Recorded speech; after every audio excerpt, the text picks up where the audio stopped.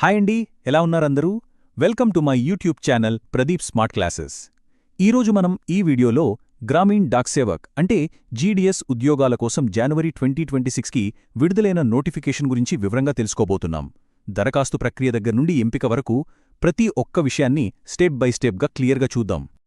సరే, ఈ నోటిఫికేషన్ని మనం పూర్తిగా అర్థం చేసుకోవాలంటే ముఖ్యంగా ఒక 6 విషయాల గురించి తెలుసుకోవాలి. అవేంటంటే అసలు నోటిఫికేషన్ ఏంటి, ముఖ్యమైన తేదీలేవి, ఏ పోస్టులున్నాయి, జీతం ఎంత ఉంటుంది, అర్హతలేంటి, దరఖాస్తు ఎలా చేసుకోవాలి, సెలక్షన్ ప్రాసెస్ ఎలా ఉంటుంది, ఇంకా మనం గుర్తుంచుకోవాల్సిన ముఖ్యమైన రూల్స్ ఏంటి, వీటన్నిటి గురించి ఇప్పుడు చూద్దాం. ఓకే, ముందుగా మొదటి విభాగానికి వద్దాం. అసలు ఈ నోటిఫికేషన్ బేసిక్ డీటెయిల్స్ ఏంటి, ఇంకా మరీ ముఖ్యంగా అప్లై చేయడానికి చివరి తేదీలేంటి అనేవి చూద్దాం. ఎందుకంటే చాలామంది డేట్స్ మిస్ అయిపోయి అప్లై చేయలేకపోతారు. కాబట్టి ఈ వివరాలపై మనం కొంచెం ప్రత్యేకంగా దృష్టి పెడదాం. ఇప్పుడు మీరు చూస్తున్నది ఇండియా పోస్ట్ జారీ చేసిన అఫీషియల్ జీడీఎస్ నోటిఫికేషన్ అన్నమాట. దీని ద్వారా 3 రకాల పోస్టులను భర్తీ చేస్తున్నారు. అవి బ్రాంచ్ పోస్ట్ మాస్టర్ అంటే BPM, assistant branch post master అంటే ఏబీపీఎం, ఇంకా డాక్ సేవక్. ఇక్కడ మీరు గుర్తుంచుకోవాల్సిన అత్యంత ముఖ్యమైన విషయమేంటంటే అప్లికేషన్స్ కేవలం ఆన్లైన్లో వాళ్ల అధికారిక వెబ్సైట్ indiaPostGDSOnline.gov.inలో మాత్రమే పెట్టాలి. ఈ తేదీలను చాలా జాగ్రత్తగా నోట్ చేసుకోండి. ఆన్లైన్ రిజిస్ట్రేషన్ జనవరి 31న మొదలై ఫిబ్రవరి 14తో ముగుస్తుంది. అప్లికేషన్ సబ్మిట్ చేయడానికి, ఫీజు కట్టడానికి ఫిబ్రవరి 2 నుంచి 16 వరకు టైముంది. గమనించండి, అన్ని గడువులు సాయంత్రం 5 గంటలకే ముగుస్తాయి.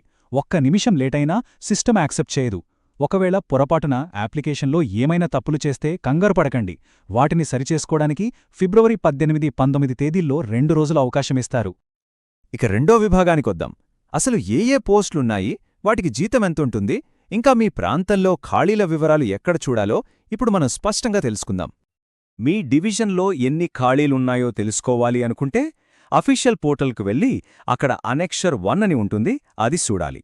అక్కడ డివిజన్ల వారీగా, అలాగే ఓబీసీ, ఎస్సీ, ఎస్టీ, ఈడబ్ల్యూఎస్ ఇలా కమ్యూనిటీల వారీగా రిజర్వేషన్ వివరాలు కూడా చాలా క్లియర్గా ఇచ్చారు.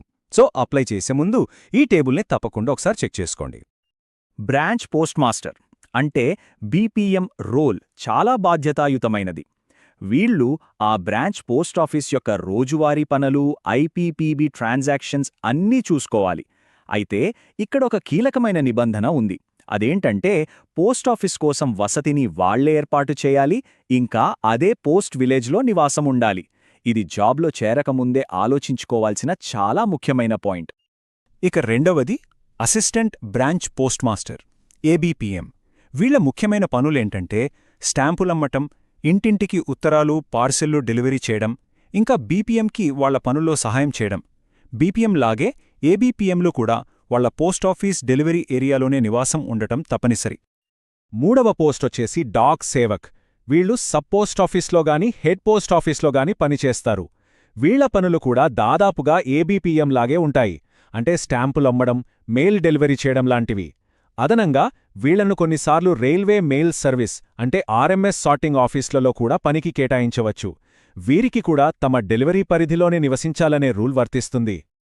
ఇక అందరూ ఎదురుచూసేది జీతం విషయం. జీడీఎస్ ఉద్యోగులకు ఇచ్చే వేతనాన్ని టీఆర్సీఏ అంటారు. అంటే టైమ్ రిలేటెడ్ కంటిన్యూటీ ఎలవెన్స్ అనమాట.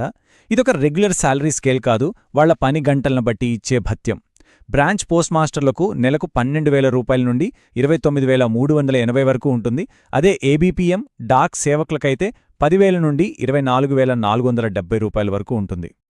మరి ఈ ఉద్యోగాలకు ఎవరు అర్హులు, ఎవరు అప్లై చేసుకోవచ్చు? మన మూడో విభాగంలో దీనికి కావలసిన విద్యార్హతలేంటి, వయస్సు ఎంత ఉండాలి అనే నిబంధనలను క్లియర్గా పరిశీలిద్దాం. దీనికి ఎడ్యుకేషనల్ క్వాలిఫికేషన్ చాలా సింపుల్. 10th క్లాస్ పాస్ అయి ఉండాలి.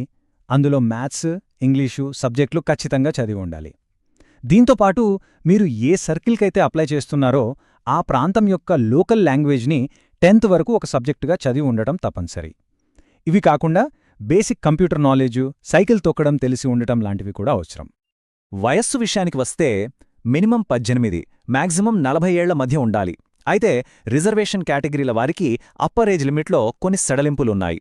ఎస్సీ ఎస్టీ అభ్యర్థులకు 5 ఏళ్లు, ఓబీసీ వాళ్లకు 3 ఏళ్లు, ఇంకా వికలాంగులకు 10 ఏళ్ల వరకు ఏజ్ రిలాక్సేషన్ లభిస్తుంది.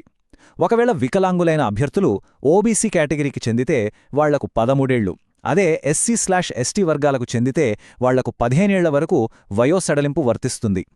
ఇప్పుడు మనం అత్యంత కీలకమైన 4వ విభాగానికి వచ్చేశాం. అదే అప్లికేషన్ ప్రాసెస్. ఇక్కడ చిన్న పొరపాటు చేసినా అప్లికేషన్ రిజెక్ట్ అయ్యే ఛాన్స్ ఉంది. కాబట్టి ఆన్లైన్లో ఎలా అప్లై చేయాలో స్టెప్ బై స్టెప్ జాగ్రత్తగా చూద్దాం. అప్లికేషన్ ప్రాసెస్లో 2 భాగాలు ఉంటాయి. మొదటిది వన్ టైం రిజిస్ట్రేషన్, దీన్నే ఓటీఆర్ అంటారు.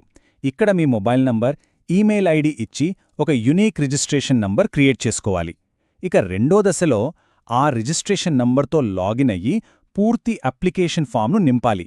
ఇక్కడ నాదొక ముఖ్యమైన సలహా: మీ పేరు, తండ్రి పేరు, పుట్టిన తేదీ, ఇలా ప్రతి వివరము మీ 10th క్లాస్ సర్టిఫికేట్లో ఎలా ఉందో అక్షరం పొల్లుపోకుండా అచ్చు అలాగే టైప్ చేయండి.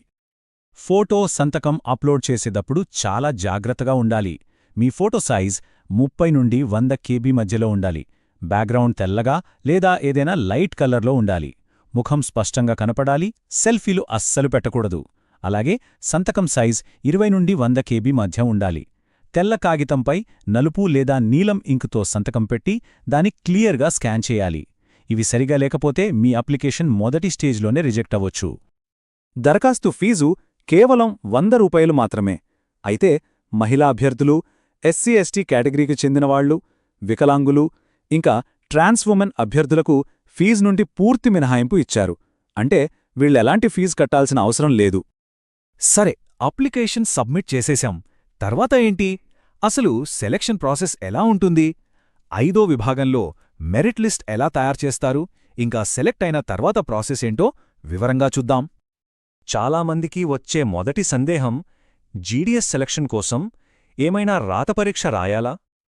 దీనికి సమాధానం చాలా స్పష్టంగా లేదు.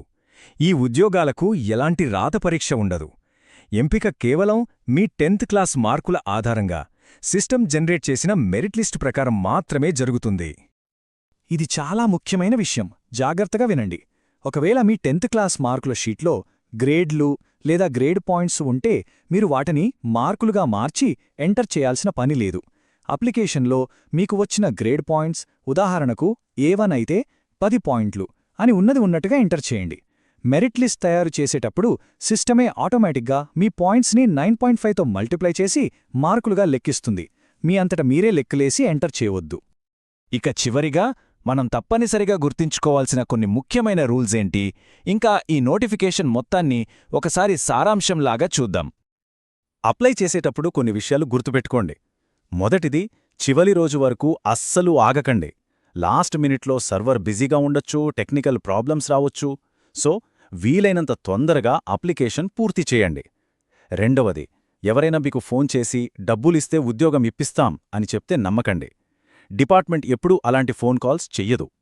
ఇక చివరిగా, అప్లికేషన్ సబ్మిట్ చేశాక ఏమైనా తప్పులున్నాయని గమనిస్తే కరెక్షన్ విండో ఓపెన్ అయినప్పుడు దాన్ని తప్పకుండా వాడుకోండి. సరే, ఈ నోటిఫికేషన్లోని ముఖ్యమైన పాయింట్స్ అన్నీ ఒక్కసారి ఫాస్ట్గా గుర్తు చేసుకుందాం. పోస్టులు బీపీఎం, ఏబీపీఎం, ఇంకా డాక్ సేవక్. సెలెక్షన్ ఎగ్జామ్ లేదు, కేవలం 10th క్లాస్ మెరిట్ ఆధారంగా. అర్హత 18 నుంచి 40 ఏళ్ల వయసు, మ్యాథ్స్, ఇంగ్లీష్తో 10th పాస్, ఇంకా లోకల్ లాంగ్వేజ్ తెలిసి ఉండాలి. అప్లికేషన్ కేవలం ఆన్లైన్లో మాత్రమే. ఫీజు 100 రూపాయలు, కానీ కొన్ని కేటగిరీలకు మినహాయింపు ఉంది. అన్నిటికన్నా ముఖ్యంగా, అప్లై చేసే ముందు పూర్తి నోటిఫికేషన్ను మీ అంతట మీరు ఒకసారి పూర్తిగా చదవడం చాలా ముఖ్యం. ఓకే అండి, మీకు ఈ వీడియో నచ్చిందని అనుకుంటున్నాను. ఈ వీడియో మీకు ఉపయోగపడితే ప్రదీప్ స్మార్ట్ క్లాసెస్ ఛానల్ను సబ్స్క్రైబ్ చేయండి, పక్కనే ఉన్న బెల్ ఐకాన్ను నొక్కండి, లైక్ చేయండి, మీ ఫ్రెండ్స్ అండ్ ఫ్యామిలీ మెంబర్స్తో షేర్ చేయండి. ధన్యవాదాలు. Thank you.